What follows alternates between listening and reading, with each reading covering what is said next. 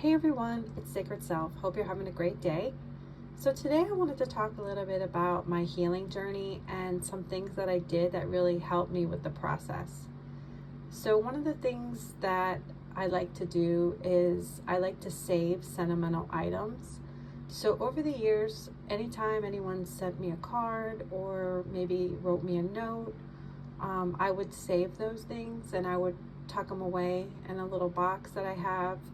I had a lot of old photos that I went through, and I pulled out a lot of that stuff to review it as part of my healing journey. It was really nice to be able to review all of those things and really feel all the emotions. I did find a little book that I made when I was 11 years old that I wanted to read. I'm not going to read the whole book, but this page really stood out to me. It says, I'm very sensible, never want to hurt anyone's feelings, a good worker, and have a big heart. And this is true. I knew this about myself even when I was 11, and I'm still the same person now.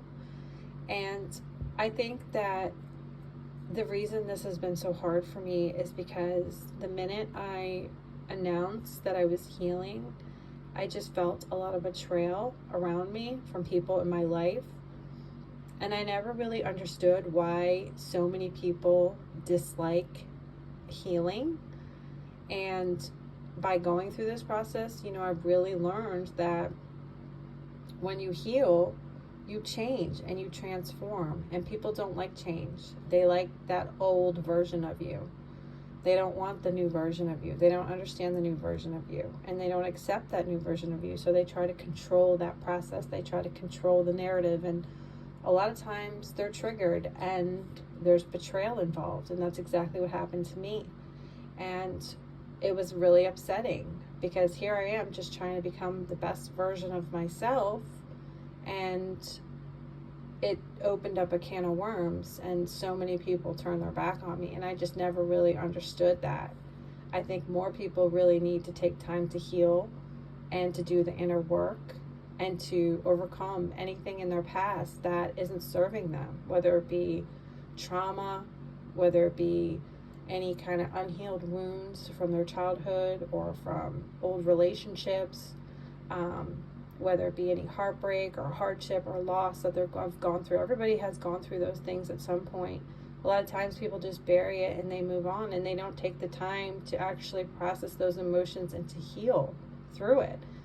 And this is why I'm sharing my story. This is why I'm being so open about it, because I do believe that healing will help more people out there.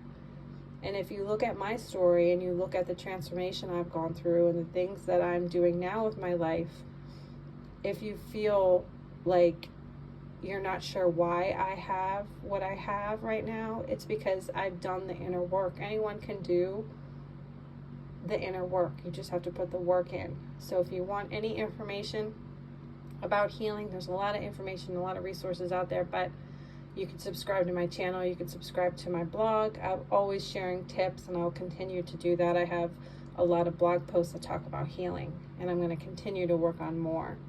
I wanted to share this card as well. It says, love is my birthright, and it says, many of us are taught to look or behave a certain way to earn love or approval. The truth, you deserve love simply by being alive. Take a moment to consider the expectations you've set for yourself to gain affection. How do they influence your actions? Alternatively, think about examples of unconditional love you've experienced in your life. What emotions arise? So I'm just going to leave it with that. I hope it helps somebody out there. If you have any questions or if you want to reach out to me, there's a form on my website, and that goes directly to my email. Have a great day, everyone. Bye.